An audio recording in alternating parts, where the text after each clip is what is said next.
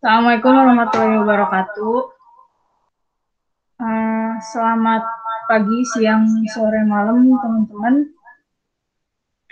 Iya, jadi gue memutuskan untuk merekam sesi asis kali ini. Karena kan Kamis kemarin,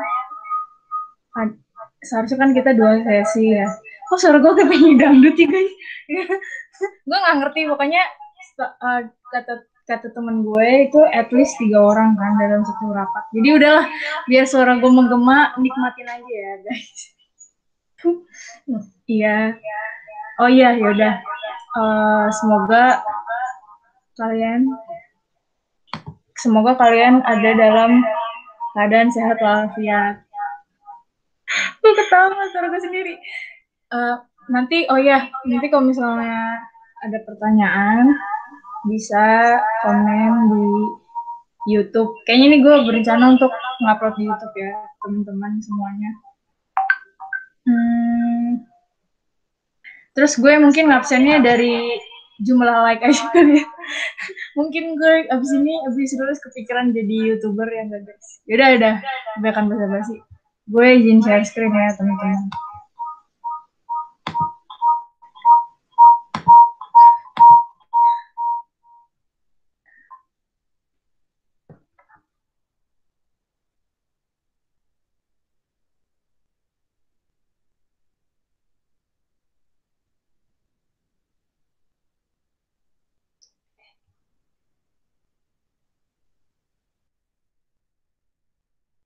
Oh ya Allah, gitu guys ternyata.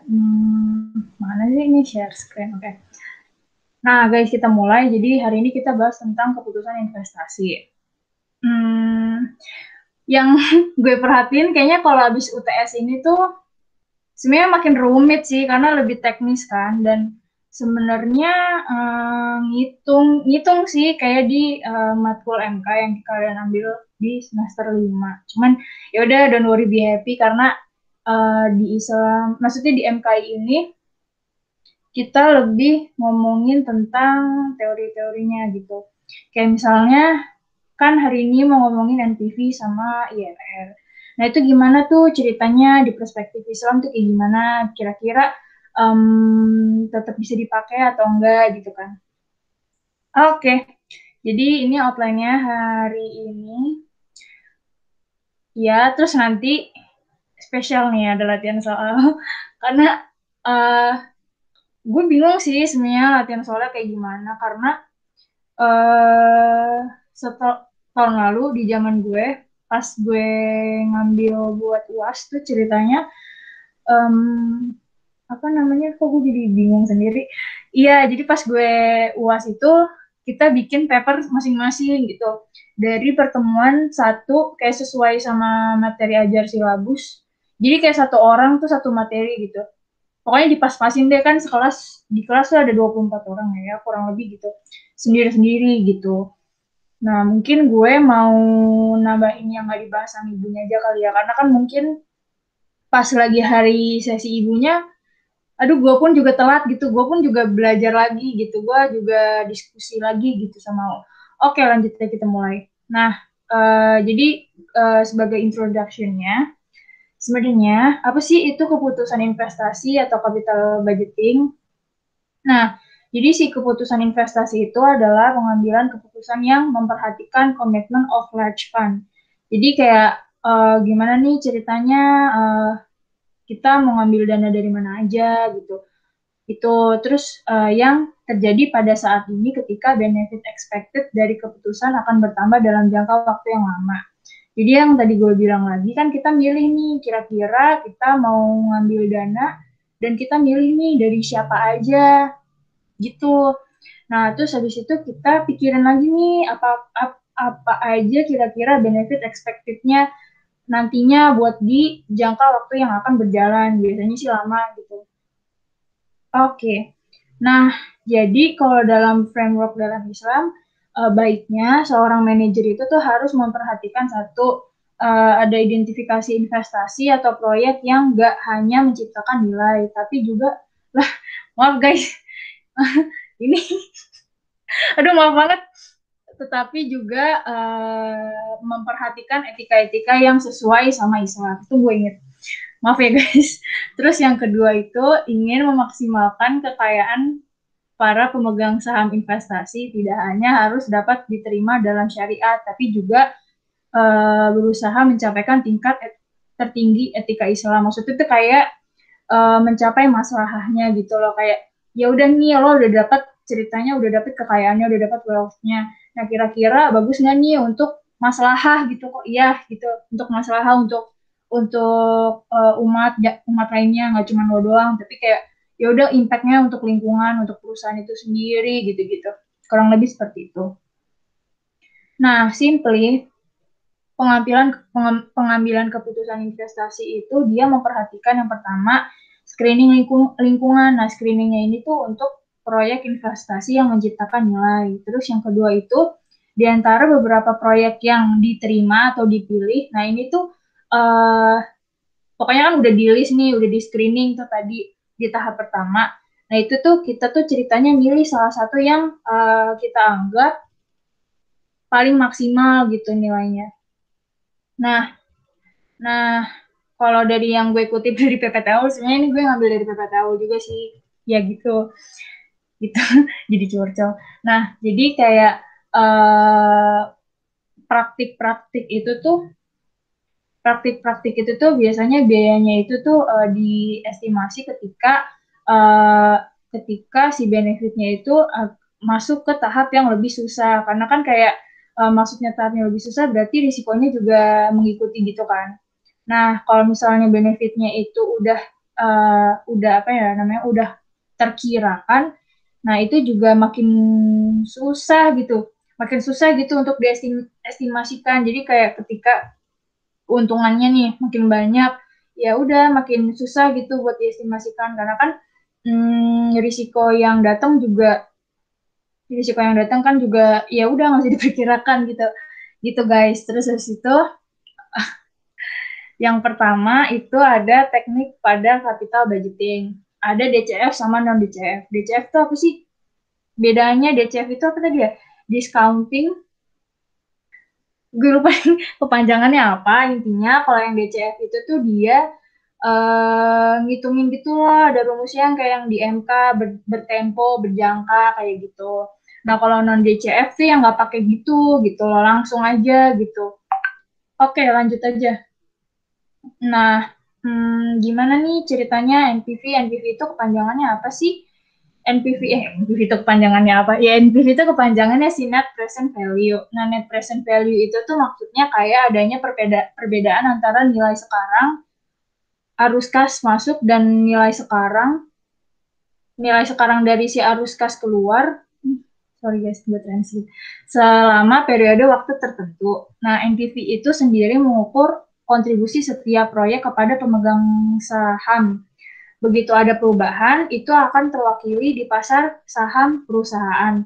Jadi kayak misalnya NPV itu juga sifatnya kayak ya mengikuti mengikuti pasar makro, maksudnya pasar secara agregat gitu loh, kayak ya udah nih kalau misalnya di pasar kayak gimana, nanti dalam satu perusahaan juga kayak gimana kan ngaruh ya ke kinerja keuangannya gitu. Nah ini untuk formulanya. Terus selanjutnya IRR. IRR itu tuh internal rate of return atau ya itu atau IRR. Jadi si IRR itu ngomongin tentang tingkat diskonto yang akan menghasilkan NPV sama dengan 0. Nah, kalau misalnya menurut metode IRR, seseorang itu bisa berinvestasi dalam proyek apapun yang menawarkan tingkat pengembalian yang lebih tinggi daripada biaya peluang modal gitu. Jadi kayak oh ya udah nih balik modalnya bisa jadi lebih tinggi daripada si opportunity cost dari si kapitalnya itu. Nah, kalau misalnya dari teori si IRR itu kayak gini, ada 3. Nah, jadi IRR itu tuh mungkin memberikan pilihan yang bertentangan atau relatif terhadap si NPV. Nah, proyek yang kecil tuh bisa aja menimbulkan kekeliruan atau menimbulkan kerugian yang dipilih daripada proyek besar. Ya dong, kayak ya udah nih setiap keputusan yang lo ambil untuk mengikuti apa namanya, untuk untuk cloud to making decision ya pasti diikuti oleh risiko kan. Nah, ya gitu. Terus habis itu setiap perubahan pada tanda berupa positif atau negatif dalam arus kas periodik itu akan menghasilkan IRR yang sama banyaknya. Nah, ini rumus dari lah kok sama sih rumusnya? Rumusnya astagfirullahaladzim. Ya nanti gue masukin. Aduh, ya. Terus habis itu selanjutnya ini ada payback reiteration. Jadi kalau payback reiteration itu tuh payback reiteration itu tuh dia ceritanya udah termasuk non DCF karena ya udah nih dia tuh nggak berjangka bertempo gini kayak gini kayak nggak ada bagian ini nih 1 plus R dipangkatin sama interest tuh nggak ada.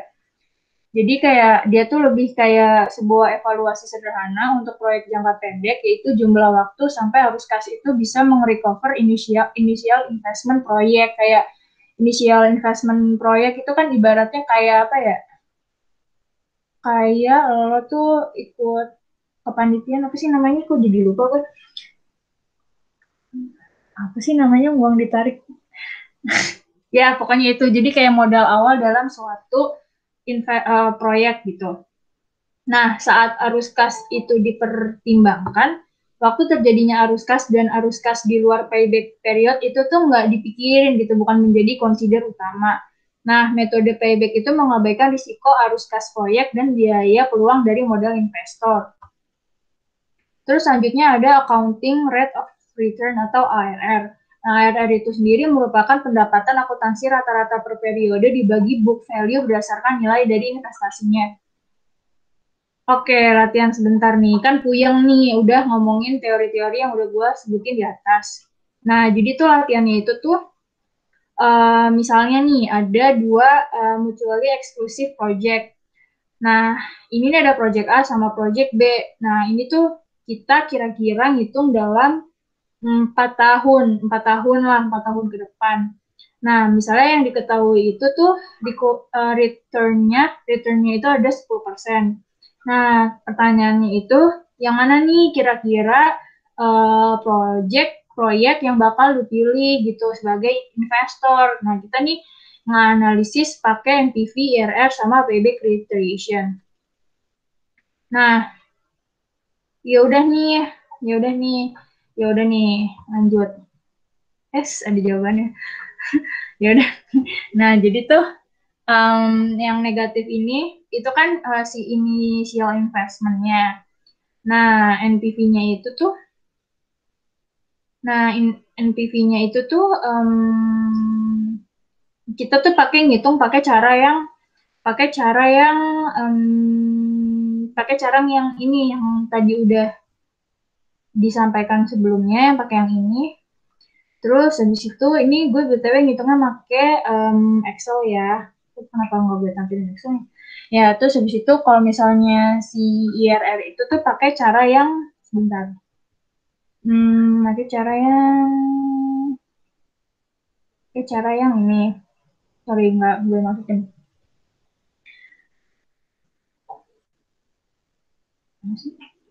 Pakai cara yang ini kalau CRR. Ini pakai sigma T, terus habis itu si cash flow dibagi sama 1 plus R pangkat si jangka waktu dikurang sama CO-nya sama dengan 0.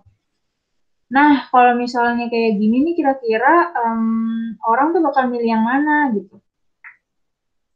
Ya, kalau gue personally gue milih yang B sih, soalnya kan payback reiteration-nya. Oh ya, sorry. Gimana sih Kak cara carinya payback reiteration itu tuh caranya nyarinya pakai loh mana nih? Payback reiteration tuh caranya pakai ini. Pakai si cost of project atau investmentnya atau pakai yang ini nih gue pakai ini dong. Pakai initial investment yang tadi negatif-negatif itu dibagi sama cash flow berjalannya gitu kan. Ya, terus habis itu ceritanya kayak, kok ini sih? Nah, ya, terus habis itu nemu nih segini gitu. Ya udah, gue milih yang B. Kenapa milih yang B? Karena kan payback-nya itu lebih cepat ya dibanding yang A. Terus IRR-nya juga lebih besar gitu. Kayak gitu guys. Terus habis itu yang kedua itu selanjutnya di pembahasan yang kedua itu gue mau ngebahas tentang perspektif Islam pada teknik DCF. Gimana nih kalau dalam perspektif Islam? Yang pertama, menggunakan suku bunga dalam kerangka itu hanyalah masalah penyederhanaan dan kenyamanan. Pengembalian yang diharapkan dari investor dari sebuah proyek yang diizinkan atau yang halal terbaik berikutnya akan berfungsi sebagai tingkat diskon yang sesuai. Lalu yang kedua, yang kedua tabel suku bunga majemuk atau alat penghitung masa depan atau nilai sekarang dari jumlah yang diharapkan tumbuh pada waktu tertentu atau periode growth, pakai periode growth table. Terus yang ketiga itu konsep time value of money ini tuh membenarkan mekanisme discounting future benefit dalam proses evaluasi investasi, biaya peluang investasi sebagai tarif diskon. Oke, gimana tuh Kak maksudnya? Ya gitulah. Ini gue juga meringkas dari buku MO kita sih kayak oh ya udah nih yang gue ringkas yang gue dapet ini kalau misalnya kalian mau penjelasan lebih lanjut gue bakal masukin di drive versi Indonya. Terus selanjutnya gimana nih perspektif tentang NPV? NPV itu mengasumsikan bahwa arus kas masuk diinvestasikan kembali sebesar biaya modal. Kalau misalnya IRR itu mengasumsikan uang tunai sementara itu adalah arus kas diinvestasikan kembali di IRR. IRR ini memecahkan beberapa jawaban kayak adanya rate of return saat pola arus itu tidak konven. Nah, solusinya gimana? Kalau solusi A-nya itu yang pertama kita itu harus memperkirakan investment rate atau untuk semua periode waktu. Yang kedua itu membiarkan arus kas masuk tumbuh di masing-masing reinvestment rate. Terus yang ketiga itu kita menemukan jumlah dari semua arus kas masuk di masa depan di tanggal terminal di masa depan. Maksudnya tanggal terminal itu kan misalnya sekarang tanggal di gue itu tanggal 3 Mei. Ya udah nih kita ngitung ceritanya terminal di masa depan dari misalnya 5 tahun ke depan. Sekarang tahun 2021. Jadi kita cek nih tanggal 3 Mei 2026 nih kayak gimana gitu. Jadi prospek simulasi kan bisa dihitung tuh pakai Excel gitu kan. Terus selanjutnya itu ada diskon jumlah ini. Diskon jumlah ini tuh untuk disajikan dengan menggunakan biaya modal sebagai tingkat diskon. Nah, selanjutnya dalam perspektif Islam, rate of compounding sama discounting untuk arus kas masuk adalah milik reinvestment rate masing-masing. Lalu yang kedua, the rate of compounding and discounting untuk arus kas keluar itu adalah biaya modal.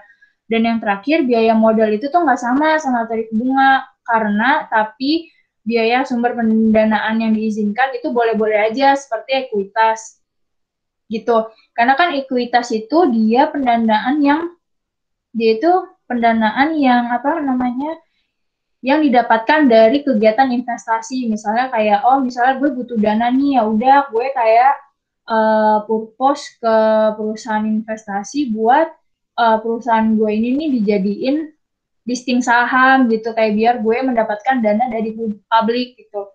Kayak gitu misalnya. Oke, yang ketiga itu adanya risiko dan ketidakpastian pada capital budgeting.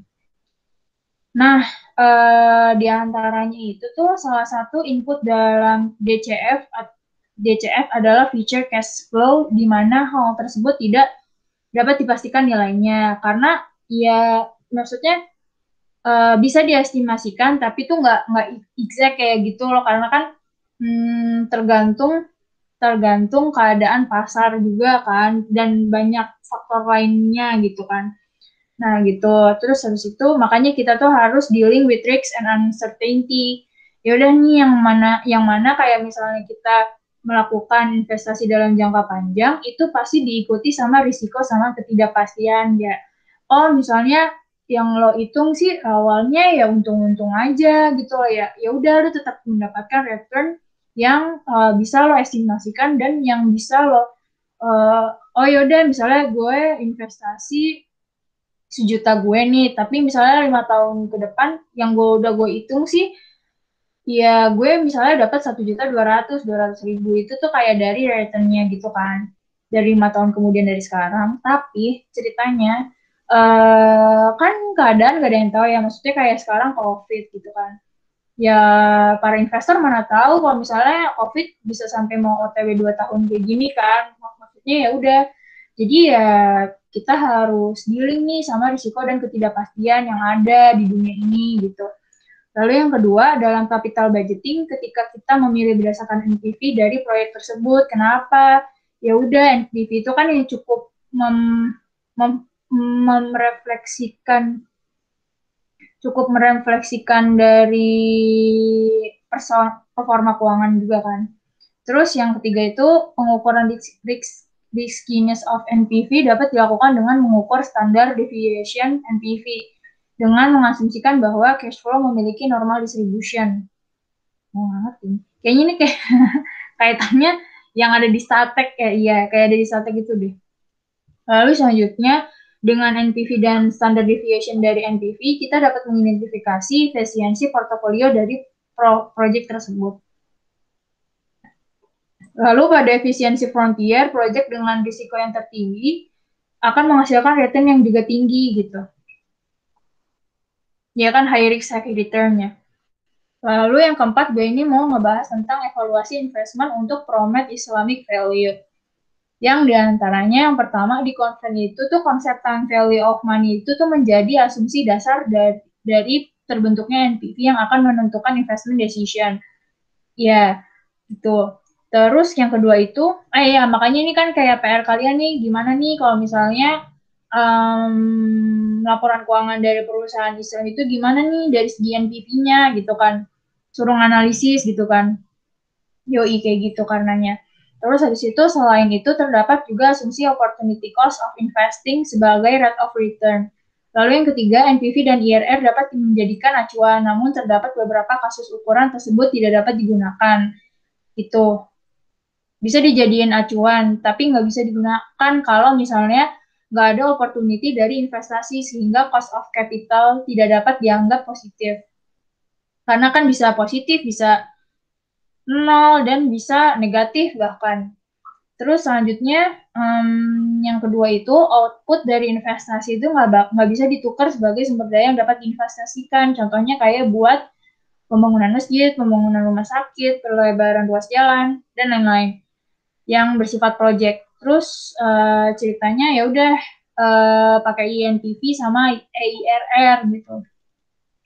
NPV sama IRR tuh kayak menambahkan eksternalitas gitu loh. Ditambah eksternalitas gitu sih kata si Bu Wulan gitu kan. Oke, selanjutnya kita simulasi pakai proxy Islam. Nah, di proxy Islam itu kan ketika NPV dan IRR itu bisa digunakan dalam pembiayaan Islamic Finance, terus gimana nih kita menggantikan si formulanya? Nah, sayangnya NPV itu tidak dapat digunakan di syariah jika proxy itu ada karena yang pertama proyek di mana mereka menggunakan asumsi seperti adanya interest rate untuk tahun di masa depan. Ya kan kita sebagai kita nih dalam perspektif Islam itu tidak menganggap yang namanya interest rate kan. Terus dan juga adanya risk free rate yang didasarkan pada obligasi pemerintah yang juga punya suku bunga. Karena kan risk free rate kayak misalnya lo risk free rate itu sebenarnya yang kayak udah dikatakan sebelumnya yang sudah dari sebelum UTS risk free rate itu sebenarnya nggak ada gitu loh, nggak maksudnya bisa diminimalisirkan tapi beneran nggak zero juga gitu risknya karena kan yang namanya setiap kegiatan itu pasti ada risikonya kan. Lalu yang kedua, elemen lainnya adalah biaya utang yang diperhitungkan pertumbuhan rata-rata dari beban bunga dan dari perusahaan obligasi jatuh tempo. Nah, gini nih simulasi pakai proxy Islam. Nah, kalau misalnya simulasi pakai proxy Islam, misalnya let's say kita pakai si sukuk, jenis sukuknya itu tuh pakai sukuk tabungan. Nah, modal investasinya itu kita bilang 10 juta lah di sini. Terus itu return investasinya 7,14%. Tenornya kita hitung buat 2 tahun alias buat 24 bulan. Nah, pajaknya itu ada 15%. Terus selanjutnya, gimana nih keuntungan kotor per bulannya? Nah, kita itu tuh kita itu ceritanya ngitung pakai 10 juta dikali 7,14% dibagi 12 sama dengan 61.666 rupiah. Itu kalau misalnya ceritanya keuntungan kotor per bulan. Lalu keuntungan bersih per bulannya itu tuh nantinya bakal dikurang sama pajak yaitu 15%.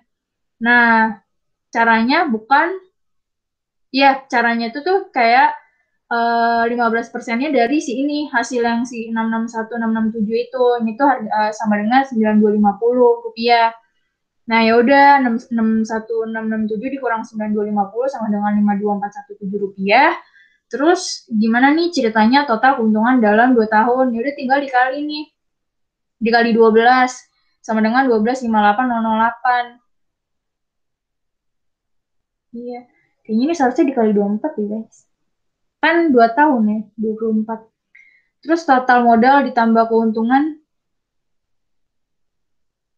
itu sama dengan 10 juta dikurang 12258 sama dengan ini. Si 11.258. Ini mungkin untuk tahun pertama kali ya. Gitu. Oke, sekian. Terima kasih. Ada yang mau tanya? Kalau misalnya ada yang mau tanya, em, kalau misalnya ada yang mau tanya, bisa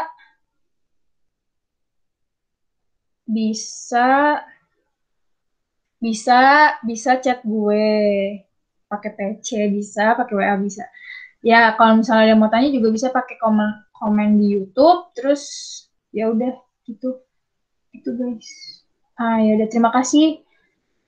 Wassalamualaikum warahmatullahi wabarakatuh.